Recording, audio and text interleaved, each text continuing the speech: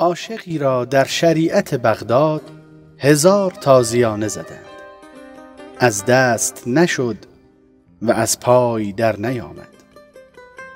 واصلی بدو رسید و او را از آن حال پرسید و گفت: من تو را نظارگر بودم و شاهد این که تو 1000 تازیانه خوردی اما از دست نشدی و از پای در نیفتادی.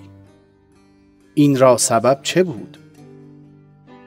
گفت: محبوب مرا حاضر بود و من به قوت مشاهده او این تحمل کردم.